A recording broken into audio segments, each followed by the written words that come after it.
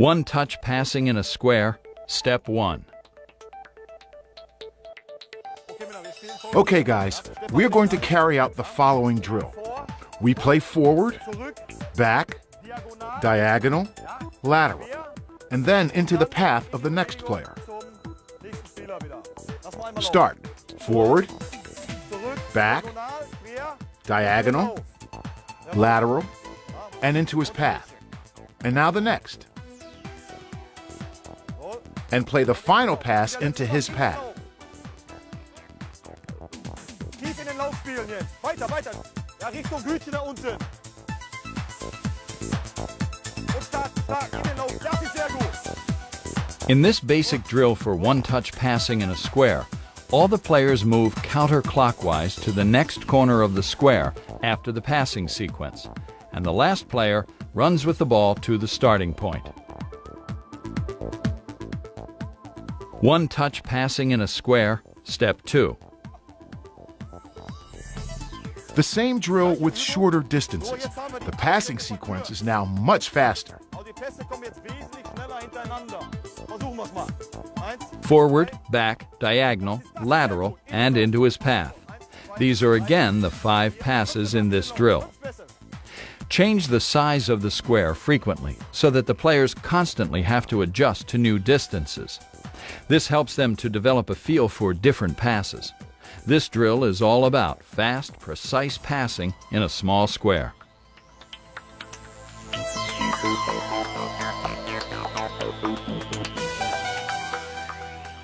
One-touch passing in a square, step 3. Now another variation. We start on the other side. Play the ball with your left foot whenever possible. Forward, back, diagonal, lateral, and into his path. The drills are carried out clockwise and counterclockwise so that the players become used to using both feet. Here the passing sequence is clockwise. In this way, you coach your players to pass quickly with the left foot. Each player should pass the ball into the path of the next player in such a way that he can play it with his left foot. If a player tries to avoid using his weaker foot, like the player here who uses his right foot, you should instruct him to play the ball with his left foot.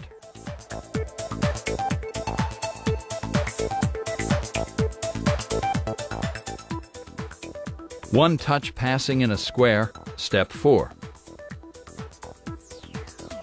Okay, now we have increased the distances between the cones. You will therefore have to pass more firmly. One new element is included. Before the ball is played to you, check away as though you were trying to shake off an opponent, and then sprint toward the ball.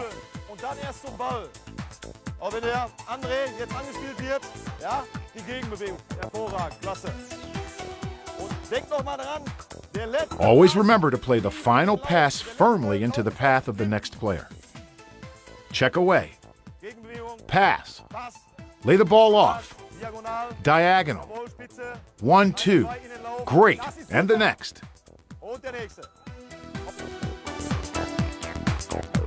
Longer distances require more precise passing to the next player. As an added element, the players have to check away before the ball is passed to them, just as if they are shaking off an opponent. This variation can also be used for sprint conditioning.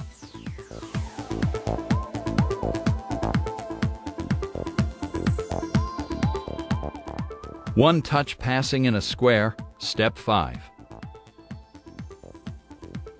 So, the same passing sequence as before.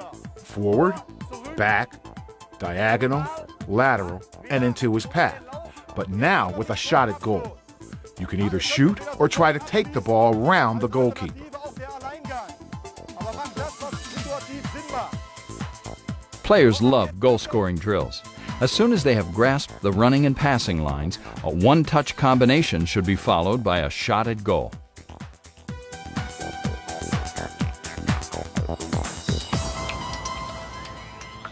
If there are too many players, divide the group into 2 and set up another goal. The waiting time at the start is then not too long and the players get to shoot more often.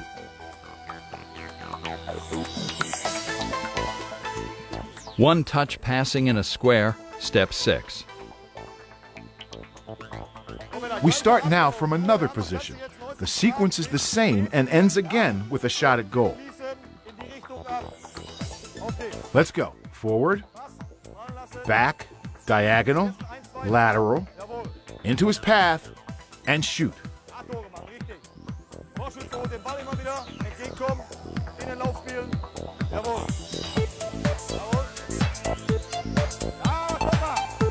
Stop. I have a suggestion. When this player receives the ball, he lays it off and checks away in this direction, and then receives a diagonal pass. We'll demonstrate this.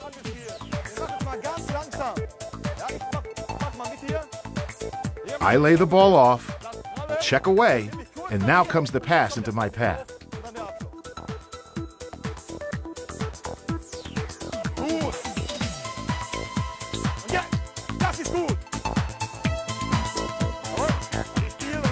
You can see here how the player's tasks can be changed within the same sequence.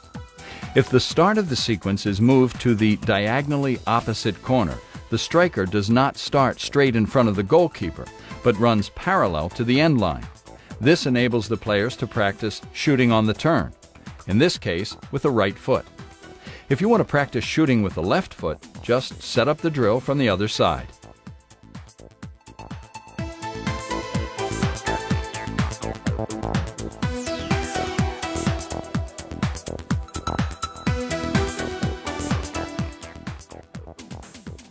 One touch passing in a square, step 7.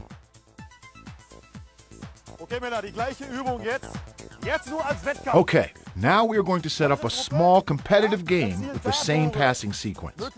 You shoot at this goal. Your group shoots at that goal. The game lasts for 2 minutes. The group that scores the most goals wins. Remember, accuracy is more important than speed. Aber, ja, denkt dran, ja, dass auch hier Genauigkeit vor Tempo geht. Abschließen. Müsst ihr. A goal only counts if you score it from beyond this line. If the final pass is played into this zone, the goal does not count.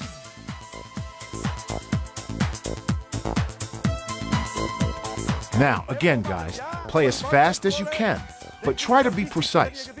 Otherwise, you will not be able to win. When I say go, start.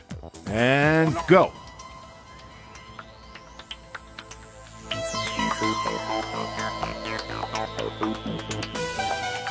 How can players be put under pressure to pass quickly and accurately during drills? Simple. Organize a small competitive group game. Divide your players into 2 groups. Both groups carry out a passing sequence that ends with a shot at goal. The team that scores the most goals in the available time is the winner. The players therefore pass the ball as fast as they can so as not to lose any time. The players learn how to balance the demands of speed and precision because they want to score as many goals as possible and win the game.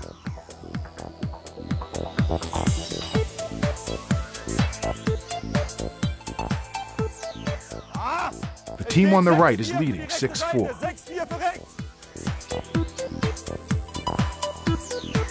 The coach can call out the score during the play to motivate the players.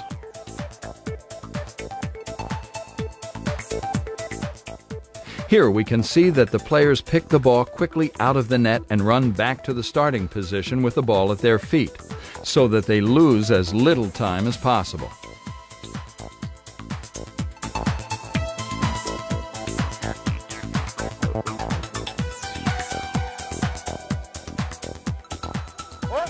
Stop. The time is over.